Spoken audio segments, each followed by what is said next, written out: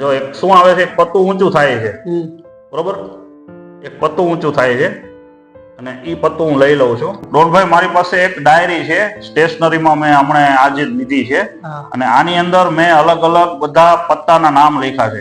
એક એક પાના ઉપર પત્તાના નામ લખ્યા છે. તમને દેખાડું છું, તમે થોડાક નમૂનાના વાંચીને દેખાડો. જો પાના ખોલતા જાઓ. શું લખ્યું છે? ચરકટનો પંજો. પંજો, બરોબર. હવે જોવો છે પાડીનો બગો, બગો, બરોબર, લાલનો અઠ્ઠો, હા, પછી લાલનો એકો, એકો, બરોબર, પછી ઉલ્લીનો પંજો. બરોબર. એનો અર્થ એમ થયો કે એક એક પાને આટલી જાડી ડાયરી છે, એક એક પાના ઉપર મેં અલગ અલગ નામ લખ્યા છે.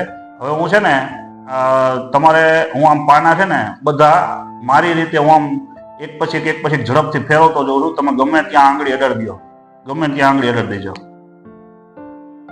તમારી જે ઈચ્છા થાય ને ત્યાં અડાડી દો. આ જગ્યાએ ડોનભાઈ આંગળી અડાડી છે અને હવે આ નામ હું ખોલું છું. બધા અલગ અલગ નામ હતા, એમાંથી એક જગ્યાએ ડોનભાઈ આંગળી અડાડી છે. કયું નામ છે આ? ફુલ્લીની રાણી નામ છે. સ્ક્રીન ઉપર હું દેખાડી દઉં છું. ડોનભાઈએ જે સિલેક્ટ કર્યું છે એ ફુલ્લીની રાણી આમાંથી નીકળ્યું છે. અને હવે તમે ડોનભાઈ મારી સામે તમે સેજ 1 મિનિટ આવવું પડશે. આ પત્તા હું અહીં મૂકી દઉં ડાયરી.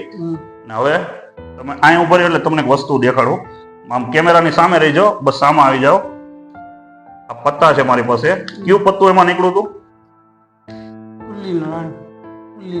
એ પત્તું જે હતું એમાં શું નીકળ્યું હતું? ફુલ્લીની રાણી ને. હવે તમે જોઈજો. જો એક શું આવે છે, એક પત્તું ઊંચું થાય છે, બરોબર, એક પત્તું ઊંચું થાય છે અને ઈ પત્તું હું લઈ લઉં છું, બરોબર, ઈ પત્તું હું લઈ લઉં છું. અને ઈ પત્તું, નવાઈની વાત ઈ છે, ઈ પત્તું ફુલ્લીની રાણી છે. જે પત્તું નીકળ્યું હતું ઈ પત્તું ફુલ્લીની રાણી છે.